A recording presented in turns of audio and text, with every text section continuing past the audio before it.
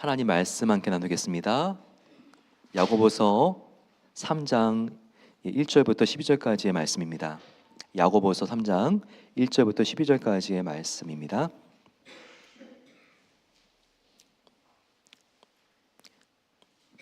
한 절씩 교독하겠습니다.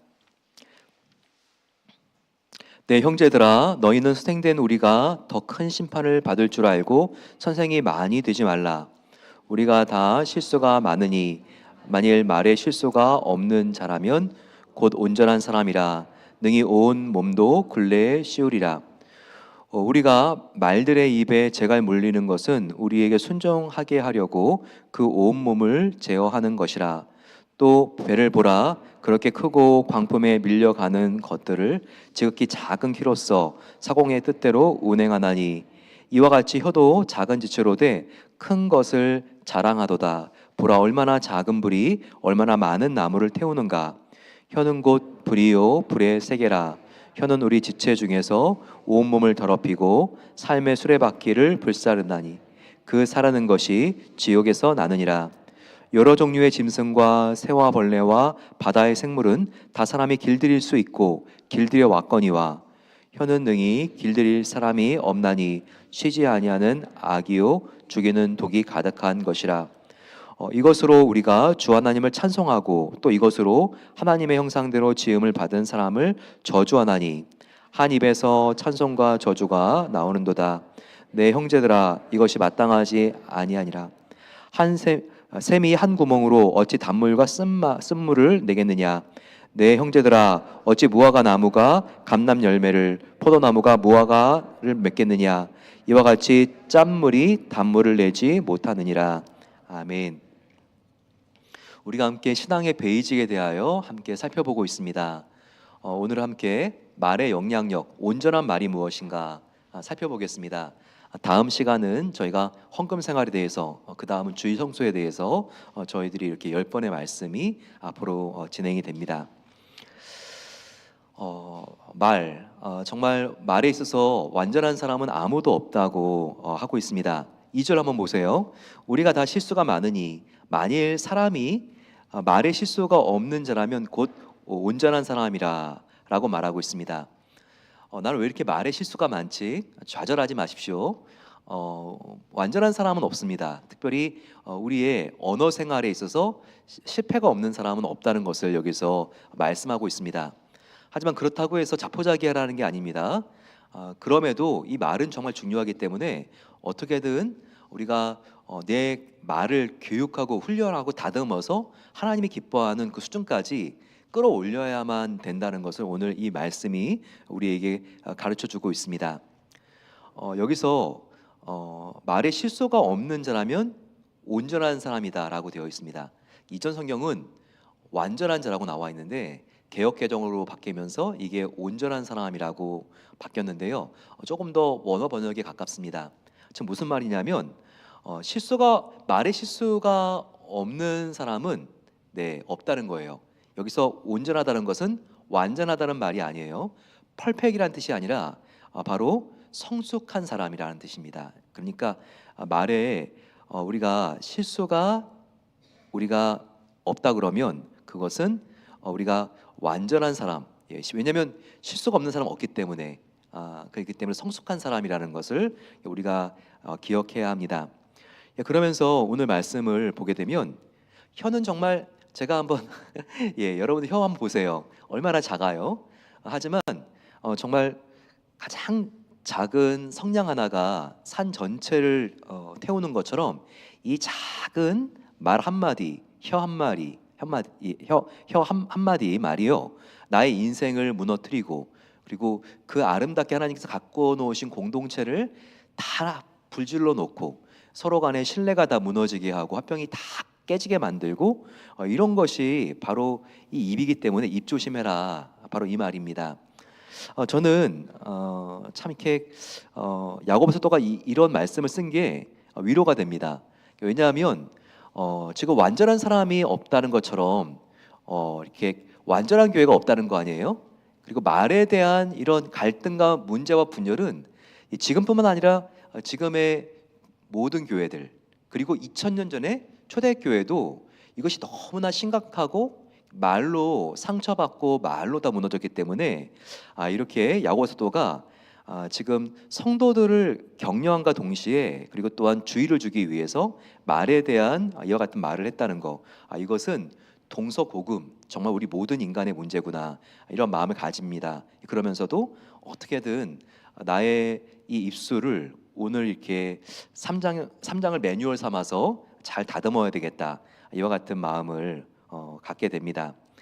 그러면서 오늘 큰 구조를 보게 되면요, 특별히 이 말이 너무나 중요하기 때문에, 즉 말 때문에 좋은 일도 생기고 어려운 일도 생기기 때문에 우리가 이 말을 정말 제대로 잘 할 수 있어야 되는데, 중요한 것은 우리의 마음 관리가 잘 되어야지, 우리의 마음 속에 항상 하나님의 은혜와 진리가 넘쳐야지 우리가 마음에서 올라오는 이 말을 잘할 수 있다, 이것을 우리에게 알려주고 있습니다. 그러면 이제 유인물로 돌아가서 저와 여러분들이 조금 더 자세하고 정확하게 이 말에 대하여 같이 한번 살펴보겠습니다. 말에 대한 귀한 교훈이 있는 장절은요, 특별히 야고보서 3장이 그렇습니다. 그리고 또 잠언이 굉장히 말에 대한 지혜가 듬뿍 담겨 있죠. 다 잠언의 말씀들인데요, 잠언 10장 14절 말씀, 유인물의 제일 위에 한번 보세요. 시작. 지혜로운 자는 지식을 간직하거니와 미련한 자의 입은 멸망에 가까우니라. 11장 11절과 13절 잠언 말씀입니다. 역시 시작. 지혜 없는 자는 그 이웃을 멸시하나 명철한 자는 잠잠하느니라. 두루다니며 한담하는 자는 남의 비밀을 누설하나 마음이 신실한 자는 그런 것을 숨기느니라. 네, 정말 이렇게 말씀들 보게 되면 이게 지혜구나 느끼게 됩니다. 보면 지혜가 없는 사람은 정말 막 두루다니면서 자기 이야기가 아니라 남 이야기 하면서 다니고 말이 많고, 하지만 이렇게 지혜로운 사람은 정말 비밀을 지켜주고, 그리고 입이 무겁다는 것을 지금 12, 13절이 알려줍니다. 12장 18절 시작. 혹은 칼로 찌른같이 함부로 말하거니와 지혜로운 자의 혀는 양약 같으니라. 시작. 입을 지키는 자는 그 생명을 보존하나 입술을 크게 벌리는 자에게는 멸망이 오느니라. 사람은 그 입의 대답으로 말미암아 기쁨을 얻나니 때에 맞는 말이 얼마나 아름다운고. 마지막 28절 27절 시작. 의인의 마음은 대답할 말을 깊이 생각하여도 악인의 입은 악을 쏘느니라. 말을 아끼는 자는 지식이 있고 성품이 안전한 자는 명철하니라. 아멘. 뭔가 말할 때 생각 없이 일단 말부터 하고 생각해 보자 이렇게 생각하면 안 된다는 거죠. 보게 되면 의인은 뭘 말할지를 항상 28절 보세요. 깊이 생각한 다음에 말하지만 악인은 생각하지도 않고 그냥 입에 있는 그 악을 다 쏟아버린다는 거죠. 이와 같은 말씀들, 우리가 지혜가 무엇인지 생각할 때 지혜자는 무엇보다도 이 언어에 정말 하나님 앞에서의 지혜가 있는 자라는 것을 우리가 발견하게 됩니다. 그러면 진실을 말하기 위한 방법은 무엇일까? 일단 10장 19절과 같이, 잠언 10장 19절과 같이 말수를 줄이는 겁니다. 말을 많이 하면 실수가 늘어날 수밖에 없죠. 그래서 가능한 꼭 필요한 말만 하는 게 우리의 경건에 도움이 됩니다.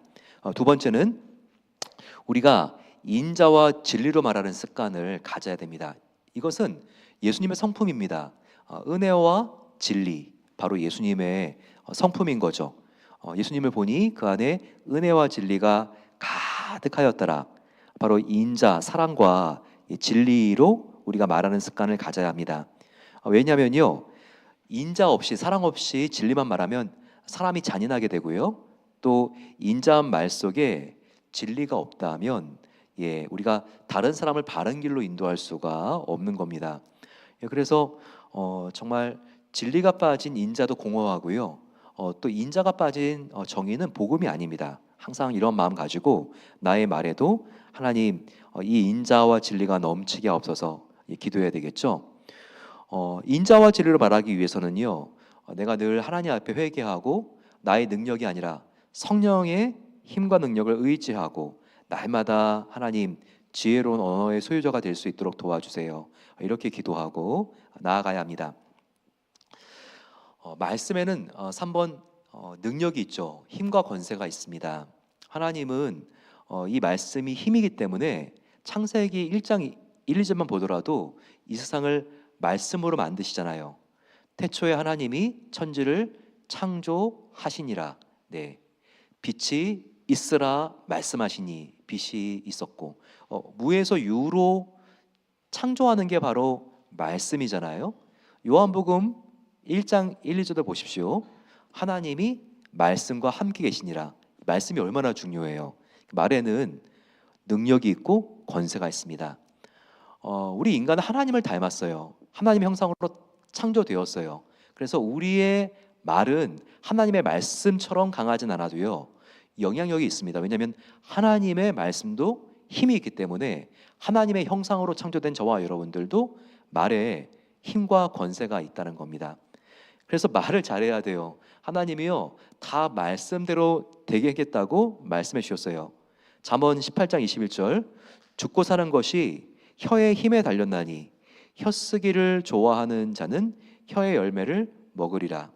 네, 혀를 바른 방향으로 잘 쓰면 좋은 열매를 따먹을 수 있고, 하지만 우리가 혀 쓸 때 바르게 못 쓰면 나쁜 열매, 부정적인 열매를 먹는다는 거예요. 왜냐하면 바로 앞에 혀의 힘에 달렸나니, 혀는 권세가 있기 때문에 그런 겁니다. 그래서 우리가 말도 잘해야 된다고 했죠. 예, 아이고 죽어 못 살아 그러면요 하나님이 정말 한번 죽여줄까? 네, 그럴 수 있습니다. 예, 그래서 우리가 말을 할 때도 힘들어 죽겠네가 아니라 힘들어 살겠네. 네, 우리가 그렇게 기지개를 펴야 되겠죠. 우리가 말 하나 할 때도요, 우리가 정말 그 말을 정말 권세가 있다는 거 생각하면서 잘해야 됩니다. 말에는 이중성이 있죠. 그것은 말 가지고 사람을 살리기도 하고 죽일 수도 있다는 겁니다. 생산적인 기능과 파괴적인 기능이 이 말 하나에 같이 있습니다. 칼로 찌른같이 함부로 말하는 자가 있거니와 지혜로운 자의 혀는 양약 같으니라. 예, 어떤 말은 사람을 다 이렇게 살려놓고 칭찬과 격려와 인정은 다시 한번 자신감을 불어넣을 수 있는 그런 보약 같은 약이 있다는 거죠. 근데 어떤 약은요, 칼로 그냥 후벼 파는 것처럼, 네, 한번 듣고 나면 아파가지고 밤새도록 끙끙 앓는 그런 말도 있다는 거죠. 이렇게 말은 양반향입니다. 그리고 또 이 말을 가지고 하나님께 찬송하기도 하고, 또 하나님의 형상으로 지음받은 사람들을 저주하기도 하고, 이런 그 말에 양극단적인 측면이 있다는 겁니다. 우리는 어떻게든 이 말을 통해서 하나님과 더욱더 가까워지고, 또 말을 통해서 하나님의 형상으로 지음받은 소중한 사람들을 다 살려놓고, 이와 같은 말을 우리가 선반향으로 쓸 수 있도록 그렇게 노력해야 되겠죠. 오늘 야고보서는요, 우리의 입술이 초래할 수 있는 세 가지 재앙에 대하여 말하고 있습니다. 세 가지 우리의 말로 인해서 빚어질 수 있는 재앙이 뭘까요? 6절부터 보게 되면 혀는 불이요, 불재앙이 말로부터 나올 수가 있습니다. 또 하나는요, 야생 동물 이렇게 비유하면서 특별히 야생 동물을 우리가 다 길들일 수 있는데 혀는 길들일 수 없다, 이것을 가르쳐주고 있습니다. 여러분들이 키우고 있는 고양이, 개가 있다면 야생 동물이었잖아요. 이것을 우리가 수천 년 전부터 인간이 길들여 가지고 반려동물이 된 거잖아요. 다 길들일 수 있습니다. 말도 길들일 수 있고, 하지만 혀를 길들인 사람 봤어요? 완전히 길들인 사람 없습니다. 네. 그리고 또 세 번째 제약은 독이라고 나와 있습니다. 얼마나 이 혀가 제대로 사용되지 못했을 때 독이 퍼지면 다 죽는 것처럼, 독처럼 우리의 영혼을 쓰러뜨리고 수많은 사람 가운데 악이 번져가는지, 바로 이 입이 이렇게 치명적인 상처를 야기할 수 있다는 겁니다. 특별히 가장 근접한 비유를 야고보서 또는 불로 비유를 했습니다. 특별히 불의 어떤 점이죠? 작은 불이 많은 나무와 숲을 태운다는 거예요. 저희가 한 5년 전에도 포틀랜드에 큰 산불이 났죠. 그때 정말 세계에다 보도가 되고 세계에서 가장 대기의 오염도도 높은 그와 같은 시기가 한 2주 지나갔는데요. 그때 정말 이글 크릭이라든지 정말 너무나 아꼈던 그런 게 숲들이 다 타는 걸 보면서 많은 2세들이 특별히 아버지 어머니하고 하이킹 갔던 장소인데 정말 눈물을 흘리면서 이렇게 나도 이렇게 소방관과 같이 끌어갈 수 없냐고 그렇게 이야기를 했던 시간들이 기억이 납니다. 그때 화재 원인이 무엇이었나요? 청소년들이 범죄를 하고 지금도 이렇게 형무소에 갇혀져 있는데 바로 불꽃놀이였죠.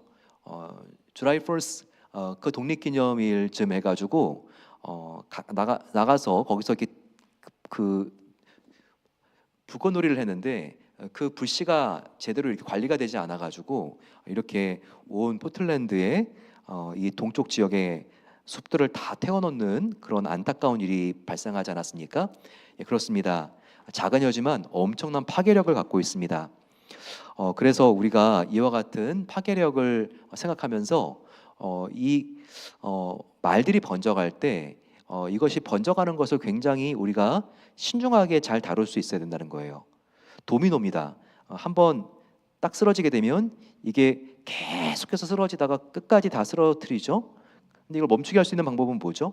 예, 그 앞에 있는 도미노들을 확 치어가지고 틈을 내는 거죠. 이렇게. 예. 그래야지 쭉 가다가 멈출 수 있습니다. 여러분 산불을 예방하는 방법도 뭔지 아세요? 산에 올라가게 되면 정말 이렇게 바릿강으로 머리 민 것처럼 이렇게 한쪽 지역이 완전히 깎여져 있는 거 봤어요? 예, 이것도요. 불로 이렇게 쭉 타오다가 그쪽 지역은 나무가 없게 하면서 번져가지 못하도록 그렇게 도미노가 더 이상 넘어지지 않게 하기 위해서 일부러 여기를 치우는 것처럼 그렇게 한쪽 산은 완전히 미리 이렇게 깎아놓는 거죠. 마찬가지입니다. 소문이 번질 때는요, 나를 통해서 다른 사람에게 또 소문이 번지는 게 아니라 내가 끊어주게 되면요, 우리가 이와 같은 소문을 예방할 수가 있습니다. 소문으로 인한 어려움들을요, 소문이 이렇게 왔을 때 그게 과연 사실인지 우리가 정확히 알 수 있을까? 네, 같이 이렇게 동조하고 그런 게 아니라 우리가 이렇게 했을 때는요, 이게 작은 불이 전체 나무와 숲 전체를 태우는 것을 우리가 막을 수 있고 예방할 수 있다는 말씀이 여기에 지금 나오고 있는 겁니다. 보게 되면요, 주인은 말의 입에 재갈을 물려서 이 말을 조종을 합니다. 항공모함 같이 큰 배나 유조선도요, 아주 작은 이 선장의 운전대 키 하나로 이게 오른쪽으로도 이 배가 회전하기도 하고 왼쪽으로 회전하기도 하죠. 덩치가 커도요, 말이든 큰 모함 규모의 배든지 간에 조종하는 것은 아주 작다는 거예요. 우리 인생도 얼마나 중요합니까? 우리의 몸도 얼마나 소중합니까?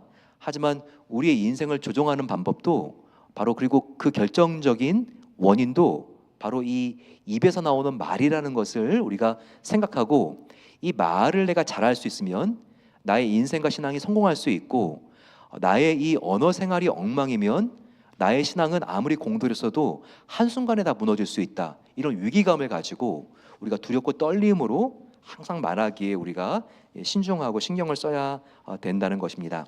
다음 페이지로 넘어갈까요? 파괴적인 말은 개인의 미래와 공동체 화평을 파괴하죠. 여기 보게 되면 혀는 몸의 여러 지체 중에서 하나지만 온 몸을 더럽히고 삶의 수레바퀴를 불사른다고 나와 있습니다. 그렇죠? 6절, 혀는 곧 불이요 불의 세계라. 혀는 우리 지체 중에서 온 몸을 더럽히고 삶의 수레바퀴를 불사르나니 그 사르는 것이 지옥에서 나느니라라고 말하고 있습니다. 우리의 인생은 시즌이 있습니다. 봄과 같은 기간이 있고, 여름과 같은 완성한 기간, 가을과 같은 성숙기, 겨울과 같은 이제 끝이 있는데, 그렇게 되면 다시 또 봄으로 돌아오죠. 우리의 인생도 마치 1년의 사계절과 같습니다. 이것은 수레바퀴입니다. 항상 인생의 계절인 걸 표현하기 위해서 어느 나라 민족이든지 간에 항상 마차의 바퀴를 이렇게 표현을 했죠. 그런데 이 마차의 바퀴가, 즉 인생이 어떻게 되었을 때 더 이상 복구가 안 됩니까? 이 나무 바퀴에 불이 질러지게 되면요, 이 불은 정말 인생 자체, 이 수레바퀴 전체를 다 태운다는 겁니다. 이 불이 삶의 수레바퀴를 불사른다. 얼마나 이 말이 중요한지 우리에게 알게 하는 대목이죠. 그리고 이 말을 통해서 하나님이 정말 사랑하는 지체의 마음이 다 무너질 수 있다는 거죠. 그리고 이 말을 통해서 우리의 영혼이 지옥에 빠질 수 있다는 거, 다 지옥불에서 나느니라. 6절의 마지막 바로 우리 절을 한번 보게 되면요, 이것이 개인의 영혼도 얼마나 정말 질식시키고 끝까지 나락으로 추락시키는지를 여기서 보여주고 있습니다. 물론 구원 얻은 성도는 우리가 더 이상 지옥을 두려워하지 않아도 됩니다. 하지만 우리가 하나님이 기뻐하시는 말을 하고 있는가, 이것은요, 인생을 살아갈 때 내가 구원받았어도 천국 같은 삶을 사느냐, 아니면 우리가 이미 천국의 백성이 되었지만 그럼에도 천국의 정서를 누리지 못하고 지옥 같은 삶을 사느냐, 바로 여기에 나의 혀에 달렸다는 것을 다시 한번 우리에게 알려주고 있는 중요한 대목입니다.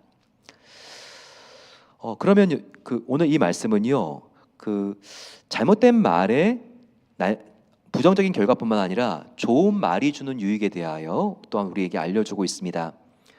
혀를 우리가 잘 훈련하게 되면 정말 유익들도 많은데 어떤 유익이 있을까요?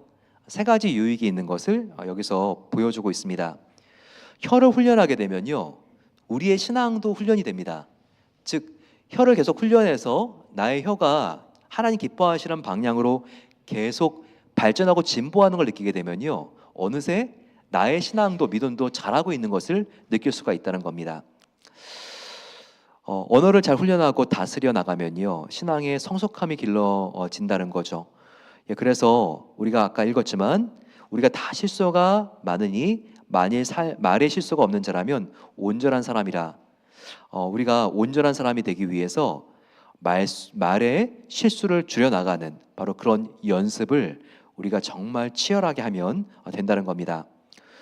두 번째는요, 우리의 말을 통해서 하나님이 기뻐하시는 찬송을 할 수 있다는 겁니다.